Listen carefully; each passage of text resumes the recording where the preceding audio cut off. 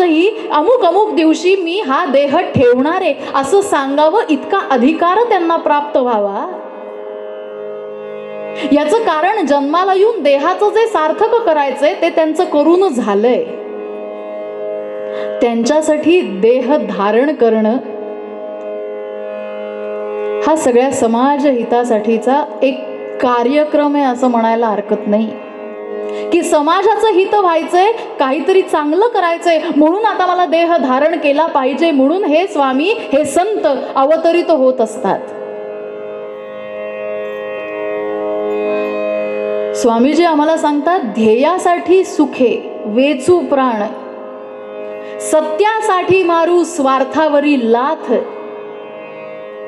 लौकिकाची मात दूर ठेवू, हरीसाठी करू सर्वस्वाचे दान, जुगारू बंधन अहंतेचे. स्वामी म्हणे मन घेई समर्पून, होऊची आपण ध्येय रूप. स्वामी स्वरूपानंदांच्या प्रत्येक अभंगाचं वैशिष्ट्य असं आहे की अभंगातनं स्वामीजींना जे काही सांगायचंय ना ते स्वामीजी असं पूर्ण एका वर्तुळाकार अभंगात सांगतात. ध्येयाच्या शब्दापासून सुरू झालेला अभंग ध्येय रूपापर्यंत येऊन पोचतो. म्हणजे काय? जन्माला आलेल्या मनुष्याचं सार्थक होऊन मनुष्यत्व प्राप्त होणं याला म्हणतात. देव प्राप्त होणं म्हणतात. ध्येयरूप होणं याला म्हणतात. कशासाठी ध्येय ठरवलं पाहिजे यातला थोडा पूर्वरंगाचा भाग आपण काल बघून आलोय. नुसताच जन्माला आला, झाला, वाढला, थोर झाला, व्याप सगळा गोळा केला आणि गेला. आयुष्यात काय मिळवलं? काय मिळवलं? मला सांगा. आज एखादा ज्योतिष तुम्हाला भेटला आणि त्या ज्योतिषानं सांगावं आजपासून 8व्या दिवशी बाबा तुझा मृत्यू आहे. असं वास्तविक ज्योतिष कोणी सांगत नाहीत. त्यांना सुद्धा त्यांच्या अभ्यासाच्या मर्यादा असतात. पण त्यांनी सांगावं आजपासून 8व्या दिवशी तुमचा मृत्यू आहे. तुकाराम बुवांना जेव्हा असं सांगितलं गेलं ना, महाराज आनंदानं नाचले. बरं झालं म्हणाले, कधीपासून जायचं होतं देवाकडं.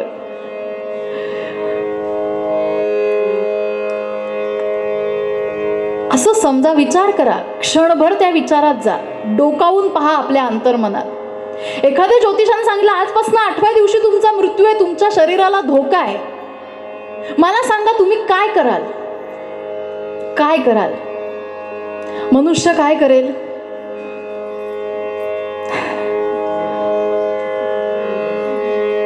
ती प्रॉपर्टी एक घ्यायची राहिली होती, पटकन जाऊया, उद्या घेऊन येऊया असं म्हणेल का? सोन्याचा भाव काय झालाय? आज उतरलंय म्हणे. 10,000 उतरलंय, थोडं नाही, उतरलंय. जाऊ दे, 8 दिवसांनी येणार आहे ना मृत्यू, आज जाऊन घेऊन येऊया, तेवढी माझी हौस एक राहिली होती ती पुरी करते असं कुठली तरी स्त्री म्हणेल? नाही म्हणणार. 8 दिवस ती आता काय करू काय नको करू अशा विवंचनेत अडकेल आणि 8 दिवसच आपल्या हातात आहेत आणि आपण इतके दिवस काय केलं हा भला मोठा प्रश्न जर या मनुष्यासमोर उभा राहिला तर यापेक्षा दुसरी शोकांतिका नाही. मग 8च दिवस सातत्यानं भगवंताचं नाम घेतलं तरी सुद्धा कल्याण आहे बरं. आणि त्या पलीकडे जाऊन सांगू का, तुम्हाला काय आणि मला काय, प्रत्येकाला 8 दिवसातच मरण यायचंय. कुठले 8 दिवस? बघा ना, सोमवार ते सोमवार मध्येच येणार आहे ना, रविवार ते रविवार मध्येच. फार सिरियस होऊ नका. पंढरीनाथ, फारच टेन्शन आलं तुम्हाला. आठवड्याचे वार आहेत, तेवढ्याच वारांमध्ये येणार आहे ना प्रत्येकाला मृत्यू. त्याच दिवसात प्रत्येकाला जायचं. मी रोज म्हणते प्रत्येकाच्या डोक्यावर मृत्यूची टांगती तलवार आहे. म्हणूनच जन्माला आल्यानंतर आम्हाला प्रश्न पडला पाहिजे की माझ्या आयुष्याचं गंतव्य काय असेल. शुद्ध मराठीत सांगायचं तर what is the ambition of my life. काय केलं पाहिजे मी? माझ्या घरात थोडं आहे म्हणून दुसऱ्याच्या घरात डोकावलं पाहिजे का? माझ्या घरात असं वाकडं आहे म्हणून दुसऱ्याच्या घरात तसंच वाकडं व्हायला पाहिजे का? शेजारच्या घरात मर्सिडीज आली ती माझ्या घरात यायला पाहिजे का? तुम्ही म्हणाल असा चांगला विचार केला तर वाईट काय त्याच्यात? निश्चित त्याच्यात वाईट काही नाहीये. पण मग जर अशी मोठी 4 चाकी गाडी माझ्या पण घरात यावी असं वाटत असेल तर त्यानुसार प्रामाणिक प्रयत्न माझ्याकडनं झाले पाहिजेत. आणि ह्या प्रयत्नांची पराकाष्ठा म्हणजे ध्येय साध्य करणे. या आज्यांना वगैरे प्रश्न पडेल आता आम्ही कुठलं ध्येय साध्य करायचं? झालं आमची सगळ्या बोली भाषेत सहज माणूस म्हणून जातो, आमची अर्धी लाकडं गेली. या नारदांच्या गादीवर उभं राहून सांगते, आज्यांनो तुम्ही आत्ता हे जे तुमचं वय अनुभवताय ना, तितकं सुद्धा वय आमच्या पिढीला अनुभवता येणार नाहीये. कारण तुमच्यासारखं सकस पौष्टिक अन्नच आम्हाला मिळत नाही. म्हणजे आम्ही खात नाही असा भाग नाही. माझ्याकडे बघून तरी तसं तुम्हाला निश्चित वाटणार नाही. आता आमचे राहिलेतच किती दिवस असा विचार करून पुन्हा ठाईचं बैसोन असं केलं तर काही उपयोग नाही होणार या आयुष्याचा. कल करे सो आज करे, आज करे सो अब. आत्ता या क्षणापासून माझ्या मनात भगवंताच्या नामस्मरणाचा उदय झाला पाहिजे, जागर झाला पाहिजे, तरच मी कुठल्या तरी ध्येयाच्या प्रती वाटचाल सुरू करीन, केली असं म्हणता येईल. ध्येय म्हणजे काय? ध्येय म्हणजे ध्याता, ध्यान आणि ध्येय अशी त्रिपुटी आहे. जे काही साध्य करायचंय त्याला ध्येय असं म्हणतात. जो कोणी ते ध्येय साध्य करतो त्याला ध्याता असं म्हणतात. आणि त्या ध्याताची त्या ध्येयानुसार केली जाणारी वाटचाल याला ध्यान असं म्हणतात. सोपं आहे, खूप सोपं आहे. असं करू नका. साधी गोष्ट आहे. आम्ही गृहिणी रोज स्वयंपाक करतो. करताना निदान नारायण गावात तरी तुम्हीच स्वयंपाक करता मला माहिती आहे. पंढरीनाथ तुम्ही का बरं गप्प? तुम्ही करता का? नाही ना? त्याच करून वाढतात ना, हो की नाही? पोटभर वाढत नाही बहुतेक, आवाजच नाही त्यांचा. मनात म्हणत असतील चला घरी बघते. स्वयंपाक करायचा आहे, रोजची साधी गोष्ट आहे, रोजचं ध्येय आहे, रोजची आमटी भाजी पोळी भाकरी ह्या गोष्टी मला करायच्या आहेत. करताना हो म्हणा. हा, मग त्या करत असताना सकाळ उठल्यापासून त्या मागचं नियोजन, त्या मागं केलेले कष्ट, 3-4 तास जे काही ओट्यासमोर उभं राहून चांगल्या प्रामाणिकपणे कष्टानं आपण आपल्या नवऱ्याला, आपल्या मुलांना, आपल्या सासू सासऱ्यांना जेवायला घालणं, हे सुद्धा वेगळं ध्येय नाही. फक्त संतांचं म्हणणं इतकंच आहे, प्रत्येक कर्म करत असताना भगवंताच्या नामाची त्याला जोड द्या, म्हणजे ध्येय साध्य होईल. ध्येय साध्य करणं म्हणजे कुछ करके दिखाओ. आम्हाला असं वाटतं की काहीतरी वेगळं केलं म्हणजे आमचं ध्येय साध्य होतं. आता उन्हाळ्याचे दिवस आहेत. ही अशीच गाडी घेऊन, आवाज आला ना सगळ्यांना? हां, अशीच गाडी घेऊन आमच्या लहान लहान मुलांचे आयडॉल म्हणजे सगळी खानावळ ते का डोंगराच्या टोकावर उभे असतात ना. मध्ये मोठीच्या मोठी दरी असते आणि पलीकडं मोठाच्या मोठा डोंगर असतो. मग ते काय म्हणतात, आता एवढा डोंगर पार कसा करायचा? कुछ करके दिखाओ. काय करतात? काहीतरी पेय असं पितात. मग त्यांच्यात कसली इलेक्ट्रिक अशी एनर्जी येते आणि मग ती अशी गाडी भुम भुम भुम भुम करायची आणि जी काही ती गाडी छलांग मारते, पलीकडे जाऊन आदळते. यांनीच बघितले जाहिरात, तुम्ही बघितले नाही वाटतं? सगळ्यांनी पाहिली ना जाहिरात? मला सांगा हे खरंय का? खरंय? मग काहीतरी करून दाखवण्याच्या नादामध्ये आमच्यासारखी भोळी भाबडी जनता, ही मुलं आमची असलं काहीतरी करायला जातात आणि कुठंतरी हातपाय मोडून घरात बसतात. मग मुलांना सांगायला लागतं, बाबा असल्या कोणाच्या नादी लागायचं नाही, आपलं घर बरं, आपली माणसं बरीत आणि तुझा अभ्यास बरा, ही सांगायची वेळ आम्हाला मुलांवर येते. ध्येय साध्य करणं म्हणजे फार जगावेगळं काही करायचं नाहीये, आहे तेच प्रामाणिकपण, सत्याची कास धरून. काल आपण या सत्याचा विचार करून आलो, खरेपणाचा विचार करून आलो. कोणी म्हटलं, बाबा साहेब आमचं काम करून द्या, वरून नाही, तुम्ही सरळ सरळ पैसे, आम्ही टेबला खालून तुम्हाला पैसे देतो, नकोय आम्हाला ते पैसे.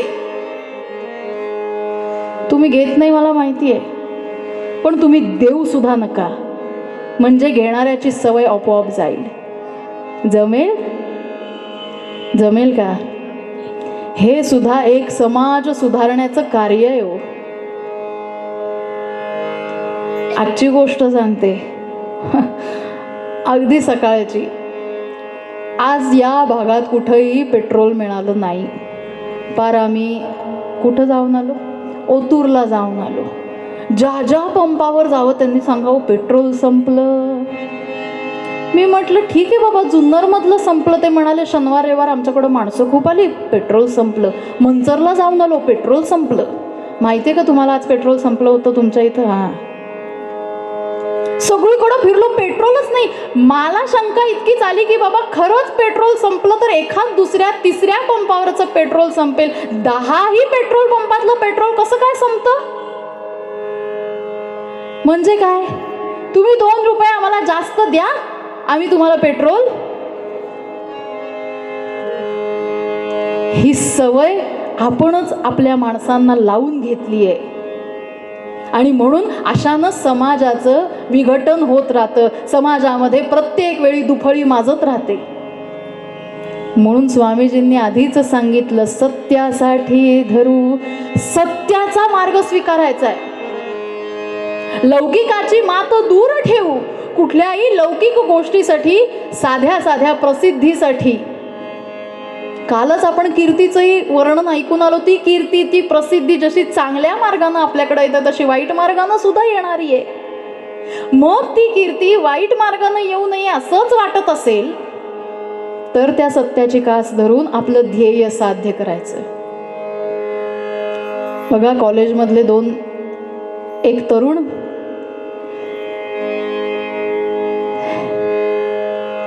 कीर्तनात मी एकदा सांगितलं की विद्येची कास धरा. विद्या ही आयुष्य घडवते.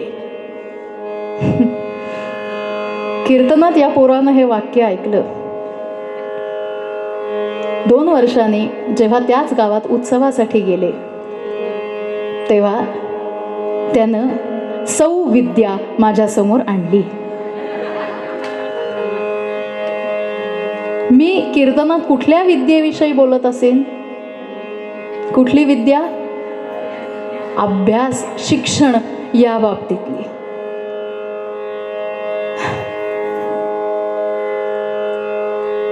सोनू मामा दांडेकरांनी आपल्या पुस्तकामध्ये एक प्रसंग दिला. बरं,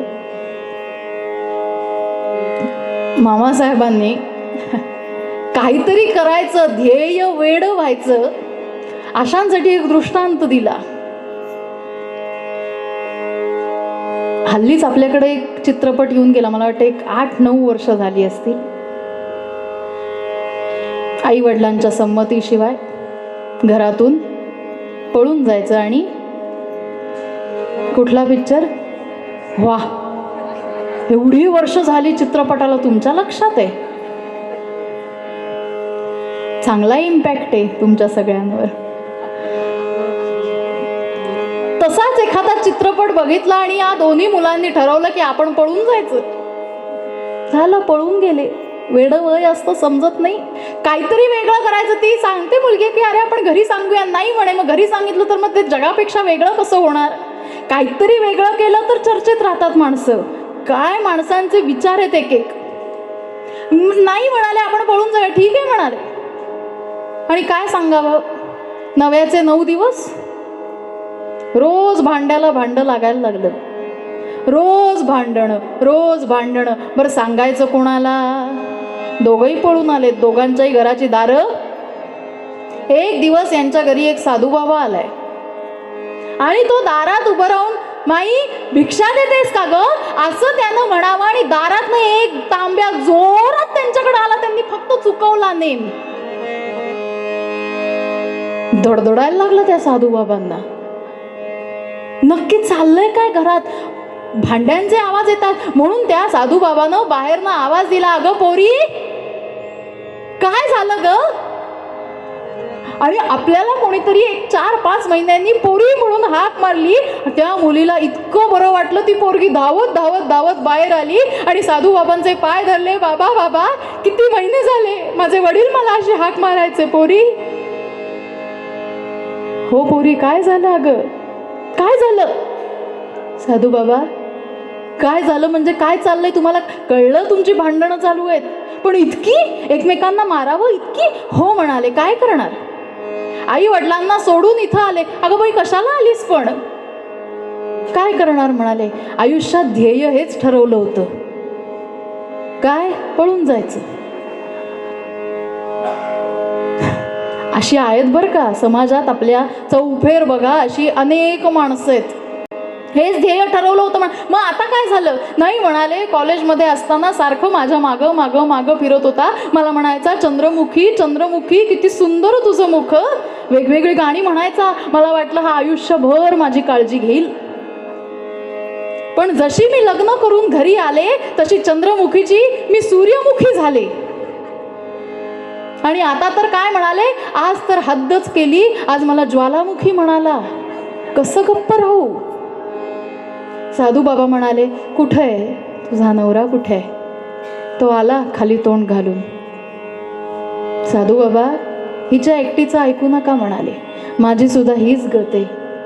आधी प्राणनाथ प्राणनाथ म्हणून मागं पुढं फिरायची, मी सगळं करीन म्हणायची. लग्न झाल्यावर नाथ गेला आणि आज तर माझा प्राण पण जायची वेळ आली. पंढरीनाथ, आवाज, तुमचा आवाज कुठं गेला? काही काही दृष्टांत सांगितल्यावर मला असा प्रश्न पडतो, तुम्हाला ते पटतात का तुम्हाला ह्याच्यावर काहीतरी व्यक्त व्हायचं असतं? जय जय रघुवीर मंगलमूर्ती. अजून आवाज आला नाही. सगळे जागे आहात ना? नमः पार्वती पते.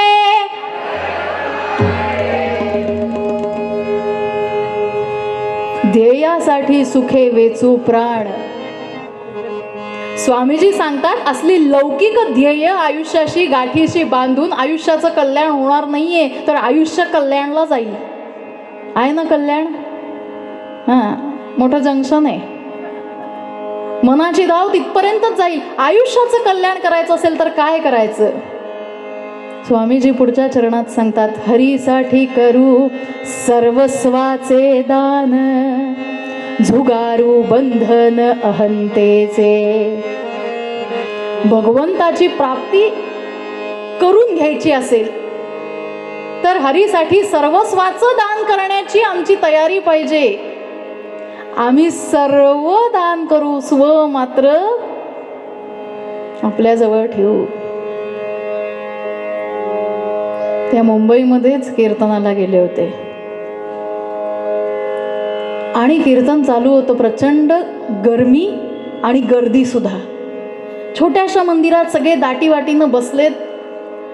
तिथलं वातावरण असं आहे की तिथं बाष्प जास्त असल्यानं गरम होतं भरपूर. त्या मानानं आपलं नारायणगाव फार सुखी आहे. गरम होतंय म्हटल्यानंतर कीर्तन चालू असताना अचानक फॅन बंद झाले. फॅन बंद झाले. सगळे जण वर बघतायत. बरं, सगळे वर बघायला लागले, मी पण वर बघते. का बाबा फॅन बंद झाले? बरं, लाईट काय गेले नाहीत, माईक चालू आहे, लाईट चालू आहेत, मग फॅन का बंद झाले?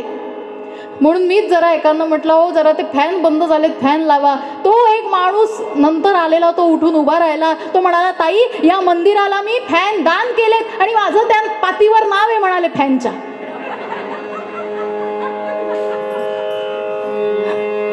फॅनवरचं नाव दिसायला त्या पातीवर नाव लिहिलंय. बाबा, तुझ्यामुळं सगळ्यांना वारा लागतोय, लोक आपोआप तुझं नाव घेणार आहेत. म्हणून पूर्वीचे कीर्तनकार म्हणायचे, बरं, सर्वस्वाचं दान केल्यानंतर ते दान, एका हातानं केलेलं दान दुसऱ्या हाताला कळता सुद्धा कामा नये. नाहीतर काय होतं माहितीये का? फक्त ऐकून ठेवा, फक्त ऐकून ठेवा. दिलं दान, घेतलं दान, पुढच्या जन्मी पाकिस्तान. पंढरीनाथ. अशी अवस्था आहे. आणि यात काही खोटं नाही आहे, पूर्वीचे कीर्तनकार बोलायचे बरं. त्यामुळं दान भगवंताला देत असताना, भगवंतासाठी दान देत असताना कुठेही ते मी दिलंय असा अहंकार नको. याचं कारण बाबा तुझ्याच कृपेनं आम्हाला हे सगळं मिळालंय. तुझ्या कृपेनं भगवंता मी या नाकानं श्वास घेतो. तुझ्या कृपेनं माझ्या शरीराच्या हालचाली होतात. तुझ्या कृपेनं माझ्या मुखातून शब्द उमटतात. तुझ्या कृपेनं माझ्या कानांनी मला ऐकायला येतं. म्हणून हरीसाठी करू सर्वस्वाचे दान. अरे बापरे, आज घड्याळ म्हणजे काय, फुल स्पीडला पळते. सगळ्याचं दान करावं भगवंतासाठी. का? कारण जे त्याच्यामुळं मिळालंय ते त्याच्याच साठी खर्ची पाडावं. हा,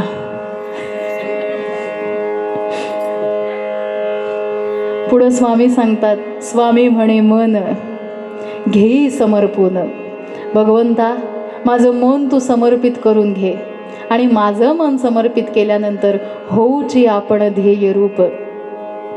बघा, एकच श्लोकाचं उदाहरण देते आणि पूर्वरंग इथे थांबवते. आपण एक श्लोक रोज म्हणतो, उपासनेला दृढ चाल व्हावे. म्हणा, भूदेव संतांशी सदा नमावे, सत्कर्म योगे वय घालवावे, सर्वामुखी मंगल बोलवावे. श्लोक सगळ्यांना येतो, सगळ्यांना पाठ आहे. आयुष्याचं ध्येय साध्य होण्यासाठी हा श्लोक जगायचा आहे. कसा जगायचा? काल आपण पत्ते बघितले आहेत ना लक्षात? जे कोण आले नव्हते त्यांना विचारा, कुठले पत्ते? काल जे 52 पानी पत्ते आपण सगळ्यांनी बघितले, त्यातली जी चौवा जो होता तो कशासाठी आपण वापरला?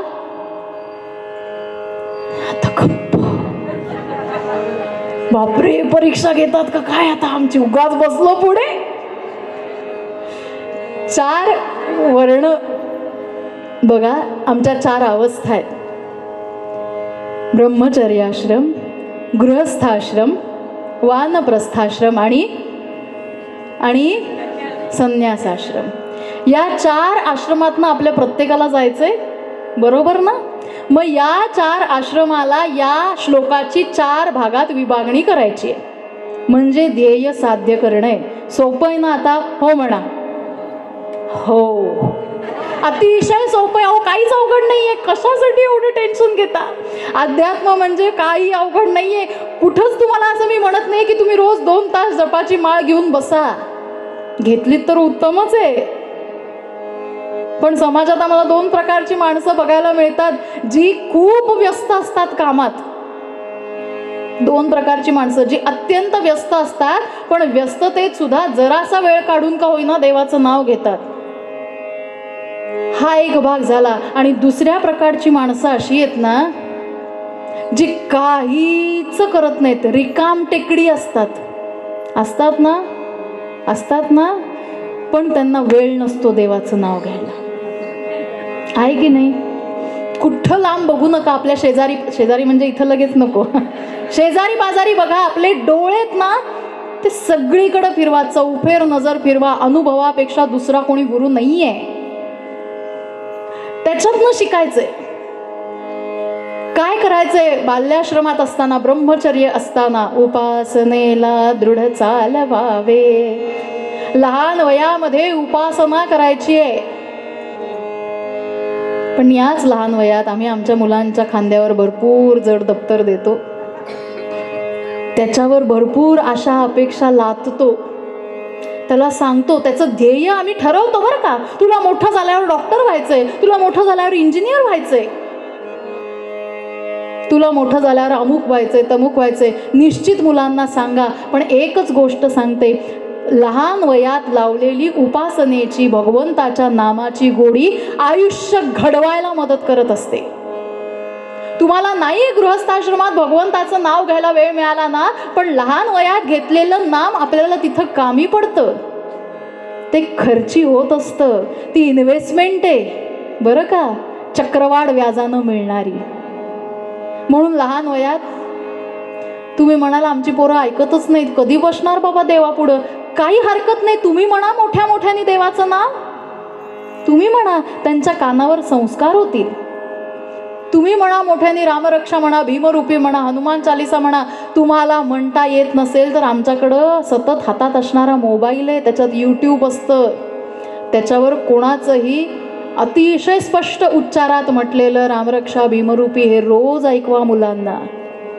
लहान वयात केलेली उपासना आयुष्यभर उपयोगी पडते. दुसऱ्या वेळी सांगितलं गृहस्थाश्रमात काय करावं, उपासनेला दृढ चालवावे, भूदेव संतांशी सदा नमावे. गृहस्थाश्रमात काय करावं, नाही आम्हाला आमची कर्तव्य इतकी आहेत की देवाचं नाव घ्यायला वेळ नाही मिळणार आहे. मग वेळ मिळणार नाहीये तर काय करावं, तर हे जे भूदेव आहेत, जे संत म्हणून प्राप्त झालेत, त्यांची पूजा करायची आहे, त्यांची भक्ती करायची आहे. पुन्हा एकदा परवाचा पूर्वरंग आठवा आणि ठरवा नक्की कोणाची पूजा करायची आहे. वानप्रस्थाश्रम सांगितला. काय सांगितलं? बरं, वानप्रस्थाश्रम म्हणजे काय? साधारण आयुष्याची 60 आली की कामावरनं आपल्याला रिटायरमेंट, आपण रिटायर्ड होतो सगळे. आपण म्हणजे मी अजून झाले नाही, तुम्ही झालायत म्हणून सांगते. माणसं सोहळे करतात रिटायरमेंटचे, करूया, पण तो सोहळा करत असताना एक जाणीव मनाशी ठेवूया की आयुष्याची 60 वर्ष कर्तव्य कामामध्ये गेली आहे. निदान आता तरी मी काय करीन, सत्कर्मयोगे वय घालवावे. वय घालवायला सांगितलंय, आणि वय घालवणं म्हणजेच ध्येयासाठी सुखे वेचू प्राण. वय घालवणं म्हणजेच त्यागिता हा देह जड भाग जाओ म्हणणं. वय घालवणं म्हणजे क्षण क्षण हाची करावा विचार, तरावया पार भव सिंधुरे असं म्हणणं. वय घालवायला सांगितलंय 60 नंतर. अगदी राहवत नाही म्हणून एक छोटा दृष्टांत सांगते. दासगणू महाराज म्हणजे वरदानंद भारतींच्या पुस्तकातला तो मजेशीर प्रसंग आहे. वानप्रस्थाश्रमात मनुष्यानं काय करावं, म्हणजे 60 झालेल्या माणसानं रिटायर्ड झाले. 2 मजल्याचं असं घर होतं. ही गॅलरी बघून अनेक गोष्टी सुचतात मला. 2 मजल्याचं असं घर होतं. ते आजोबा, त्यांची रोजची सवय, कामावरनं घरी आले तरी सुद्धा वरच्या त्या सज्जावर त्या गॅलरीत आपल्या बसावं, चहा सुनबाई आणून द्यायची, तो चहा प्यावा, आणि तो चहा पित असताना खालनं जाणाऱ्या प्रत्येकाकडे लक्ष ठेवावं. आता रिटायर्ड झालेत. आता म्हणाले रोजची वेळ कधी त्यांची चुकली नाही, 5:30 कधीच चुकली नाही वेळ. काही झालं तरी, बाहेर कुठे गेले तरी त्या 5:25ला तिथं वर येऊन बसणार, खुर्ची घेणार आणि खालनं जाणाऱ्या तिच्याकडं बघावं. छान डौलदार असणारी ती, आपल्या सगळ्या मैत्रिणींसोबत चालणारी ती, वर्णानं काळी कुळकुळीत, पण रोज तिच्याकडे बघावं. ती सुनबाई म्हणत पण असे रोज की काय मामनजी तुम्ही असं रोज इथं याच वेळेत येऊन बसता हो. ते म्हणाले तुला नाही कळणार, तुला नाही कळणार. ती म्हणाली ठीक आहे बाबा, नाही कळणार, नाही कळणार. तसंही तुम्हालाही आत्ता काही कळत नाही मी काय बोलते. एक दिवस या आजोबांनी ठरवलं की आज म्हणाले अवसर बार बार नाही आवे. काय माहिती म्हणे उद्या जर मला मरण आलं तर माझी संधी जाईल. म्हणून एक दिवस आजोबांनी 5:30 वाजून गेले, अजून आली कशी नाही, आली कशी नाही म्हणेपर्यंत ती तिच्या मैत्रिणींसोबत येऊ लागली. आणि आजोबा एकदम तयारीत आजोबा एकदम तयारीत. आणि आजोबांनी ती खालून जाणारी बरोबर आपल्या गॅलरीच्या खाली आली. तशी आजोबांनी वरून त्या गॅलरीतून त्या सज्जातून तिच्यावर अशी धाडकन उडी मारली. बापरे, ती खालून जाणारी डौलदार काळी कुळकुळीत मैत्रिणींसोबत जाणारी 2 शिंगांची म्हैस होती. आणि त्या म्हशीवर हे आजोबा बसले. मात्र त्यांनी छान तिच्या शिंगांना हात लावला. असे ऐटीत बसणार. ती म्हैस काय बसवून घेणार आहे कोणाला. तिनं जो काही हिसका मारला, आजोबा परत उठले आणि गटारात हळू पडले.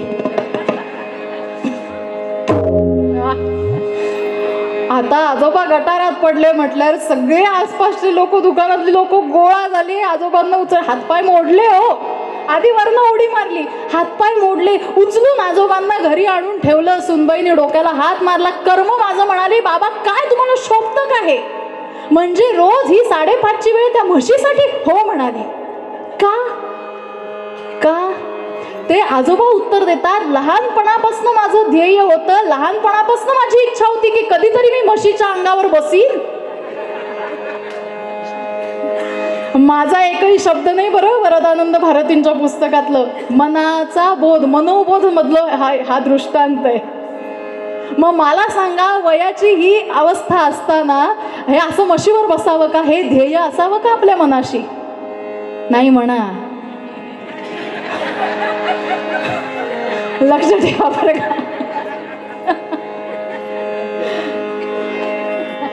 काय केलं पाहिजे या वयात? सत्कर्म योगे वय घालवावे. सत्कर्म माझ्या हातातनं जेवढं सत्कर्म होईल, जेवढा दानधर्म होईल, जेवढा माझ्या भारतीय संस्कृतीचा प्रचार होईल, तेवढं मी ते केलं पाहिजे. आणि हे वानप्रस्थाश्रम गेल्यानंतर जो संन्यासाश्रम आहे, जो आता आपण कोणी घेत नाही, त्या आश्रमात आपण कोणी जात नाही. पण तरी सुद्धा सांगते, एक ठराविक वय झाल्यानंतर माणूस म्हणतो ना की आता मी काही बघणार नाही, सगळं तुम्ही बघा म्हणतो ना, हाच आहे संन्यासाश्रम. सगळ्यातनं विरक्ती घेणं हाच संन्यास धर्म आहे. आणि मग अशा या आश्रमात गेल्यानंतर काय करावं? काय चौथी ओळ? सर्वामुखी मंगल बोलवावे. मी पण नाव घेतो, तुम्ही पण नाव घ्या, अशी भावना आपल्या सगळ्यांकडं आली पाहिजे. हे सगळं करणं म्हणजे ध्येयाची प्राप्ती करून घेणं. आयुष्यात आपला गोल म्हणजे जे प्राप्त करायचंय ते इतकं मोठं असावं की ते ध्येय प्राप्त करण्यासाठी प्रत्यक्ष भगवंत आपल्याला सहाय्यकारी होतो. इतकं ध्येय प्रामाणिक, स्पष्ट आणि उन्नत असावं. असं ध्येय आजपासून प्रत्येकानं आपल्या मनाशी बाळगा आणि त्या ध्येयाचा उपयोग आयुष्य आनंदानं घालवण्यासाठी करून घ्या. हेच मूळ अभंगात आम्हाला स्वरूपानंद सांगतात.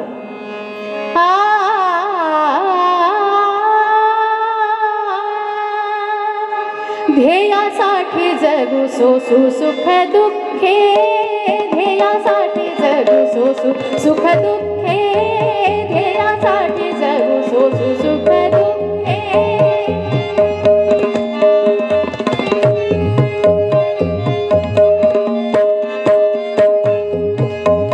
ध्येयासाठी जगू सोसू सुख दुःखे. ध्येयासाठी जगू सोसू सुख दुःखे. ध्येयासाठी सुखे वेचू प्राण. ध्येयासाठी जगू सोसू प्राण. ध्येयासाठी जगू सोसू सुख दुःखे. ध्येयासाठी जगू सोसू सुख.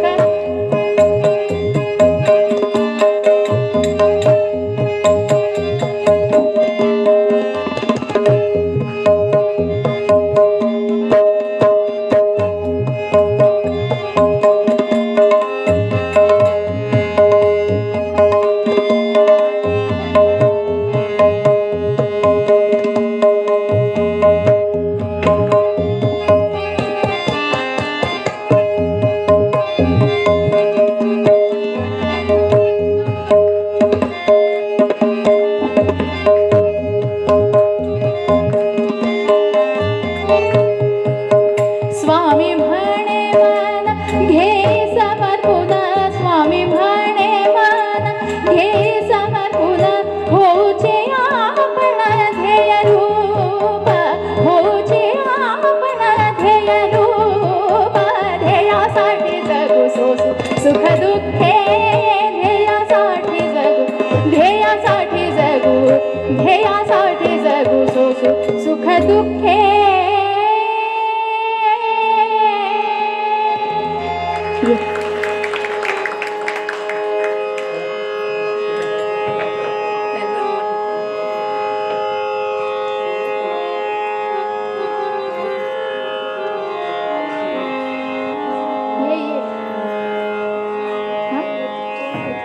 फोनमध्ये येतं का?